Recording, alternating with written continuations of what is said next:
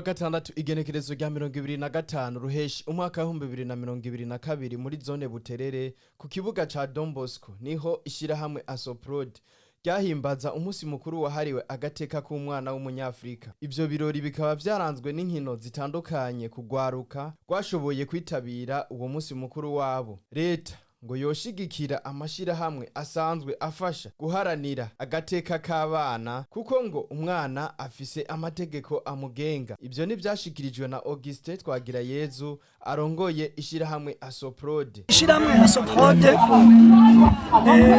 muri iyo ntumbero yaryo niho ryo ryatunganije uru rubanza rusanzwe ruhimbazwa itariki 16 za buri mwaka kwa gatandatu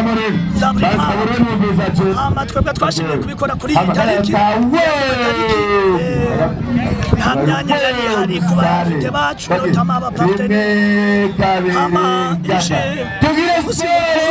umunsi mukuru watangiye mu mwaka w'1996 muri Afrika y'Epfo aho haba ubwicanyi ndenzarugero muri Afrika y'Epfo mu bana bariko barigaragambya barekrama amategeko n'amategeko abagenga. Haraba ubwicanyi bwakozwe n'intwaro yakajyanisha imiryango y'ico gihe muri Afrika y'Epfo yitwaga apartheid. Ivyo rero natwe bwe twasigaye inyuma nk'ishirahamwe risanzwe rigwanira agateka k'umwana kugira no ngahi wacu mu Burundi tuwuhimbaze twawimbarije no musi muri zone ya Buterere akonetse twawimbarije no mu misiri kandi tuzohimbariza hose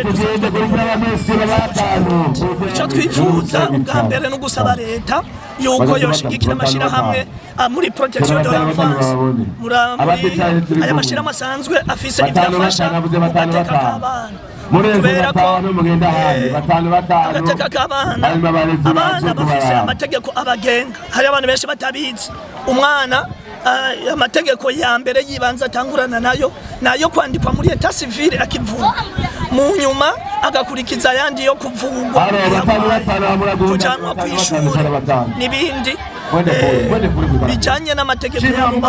Kubw'ivyo leta niwo muvyeyi mukuru wo guhagararira ayo mategeko. Hama ica kabiri twosaba leta nuguhana abakora ivyaha bijanye no guhana agateka k'abana kuko mu gihe bohanwa ivyaha biragabanuka. Ivyo rero bizotuma ivyaha bigabanuka muri societe. Kubw'ivyo bitume agateka k'abana gatera kiyongera naho kari gasanzwe gahagaze neza mu gihugu cyacu. Ivyo bikorwa bikaba vyari vyatewe iteka n'abasanzwe baserukira intwaro muri zone Buterere bifashwe mu mugongo na Play International n'ubuserukizi bw'Ubudagi mu Burundi.